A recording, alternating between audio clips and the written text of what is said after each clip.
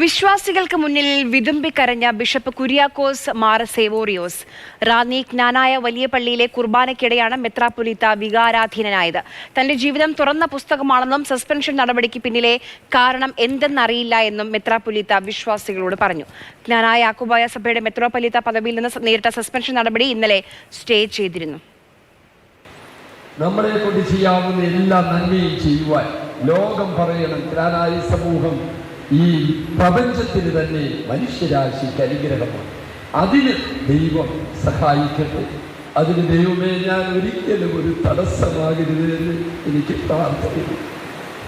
എൻ്റെ പേരിൽ എന്തെല്ലാം നടപടികൾ വന്നാലും ഞാനൊരു വ്യക്തിയല്ലേ, ഞാനത് അനുഭവിച്ചുകൊള്ള.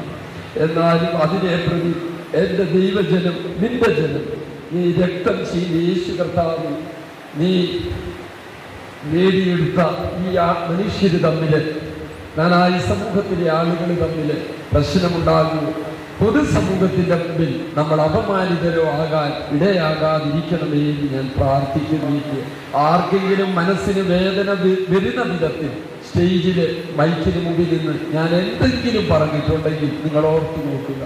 ദൈവജനമേ, ഞാൻ നിങ്ങൾക്ക് സ്വന്തം, നിങ്ങൾ എന്നോട് കൂടിയായിരുന്നാൽ ഞങ്ങളുടെ തിരുമേനിയുടെ സങ്കടം ഞങ്ങളുടെ സങ്കടമാണ്. തിരുമേനിയുടെ കണ്ണുനീര് ഞങ്ങളുടെ കണ്ണുനീരാണ്. അവരൊക്കെ ആർത്തനാദം കേട്ടപ്പോൾ എങ്ങനെ ഉറങ്ങാൻ സാധിക്കും? ശ്രീ കെ അഭിലാൽ വിവരങ്ങളുമായി ചേരുന്നുണ്ട്. അഭിലാൽ, വൈകാരികമായ രംഗങ്ങളാണ് ഇന്ന് രാവിലത്തെ കുർബാനയ്ക്കിടെ ഉണ്ടായത്. സ്റ്റേ ചെയ്തതിന് പിന്നാലെ വിശ്വാസികൾക്കിടയിലേക്ക് മെത്രാപ്പൊലീത്ത എത്തുന്നു. അദ്ദേഹത്തിന്റെ സംസാരം കേട്ട് അവിടെയുള്ള വിശ്വാസികൾ വിതുമ്പുന്നു. അദ്ദേഹവും കരയുന്നു. വളരെ വൈകാരികമായ രംഗങ്ങളാണ് ഉണ്ടായത്.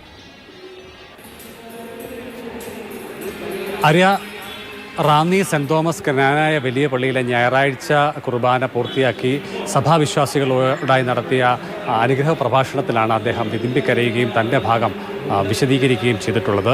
മെത്രാപ്പോലിത്ത എന്നുള്ള തരത്തിൽ വ്യക്തിക്കല്ല, സഭയ്ക്ക് തന്നെയാണ് പ്രാധാന്യം. കഴിഞ്ഞ ദിവസങ്ങളുണ്ടായ സംഭവങ്ങളുമായി ബന്ധപ്പെട്ട് യഥാർത്ഥത്തിൽ ഉണ്ടായ സംഭവ വികാസങ്ങൾ എന്താണ് എന്നതിൽ തനിക്ക് വ്യക്തതയില്ല. സഭയുടെ സത്യവിശ്വാസത്തിൽ ഉറച്ചു നിന്നുകൊണ്ട് പ്രവർത്തിക്കും. അതോടൊപ്പം തന്നെ സഭയുടെ അടിത്തറയ്ക്ക് യാതൊരു കോട്ടവും സംഭവിച്ചിട്ടില്ല. വിശ്വാസികളുടെ ഭാഗത്തുനിന്നും വലിയ പിന്തുണ തനിക്ക് ലഭിക്കുന്നുണ്ട്. അതുതന്നെയാണ് തൻ്റെ ഏറ്റവും വലിയ സന്തോഷം എന്നും പറഞ്ഞുകൊണ്ട് വിതുമ്പിക്കരയുകയായിരുന്നു അദ്ദേഹം.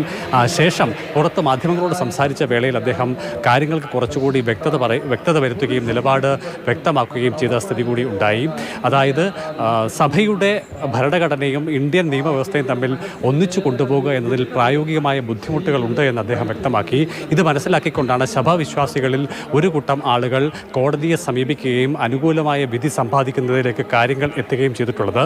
തനിക്കെതിരായ നടപടിക്ക് ഇടയാക്കിയ സാഹചര്യം എന്നുള്ളത് തെറ്റിദ്ധാരണജനകമായ ചില വിവരങ്ങൾ പാത്രിയാർക്കീസ് ബാവയെ ആരോ ധരിപ്പിച്ചതുമായി തുടർന്നാണ് അത്തരം സംഭവ വികാസങ്ങൾ ഉണ്ടായത് എന്നും അദ്ദേഹം വ്യക്തമാക്കുന്നുണ്ട്. എന്തായാലും പാത്രിയാർക്കീസ് ബാവയ്ക്ക് ജ്ഞാനായ സഭയുടെ കാര്യത്തിൽ, ഇന്ത്യൻ സഭയുടെ കാര്യത്തിൽ ഭരണഘടനാപരമായ യാതൊരു ഭരണപരമായ അധികാരം ഇല്ല. അതേസമയം തന്നെ ആരാധനാപരമായ അധികാരങ്ങൾ മാത്രമേ ഉണ്ടാവുകയുള്ളൂ എന്ന തരത്തിൽ സഭാ ഭരണഘടനയിൽ ഭേദഗതിക്ക് ശ്രമം നടക്കുന്നതിനിടെയാണ് വിവരങ്ങൾ നൽകിയത്.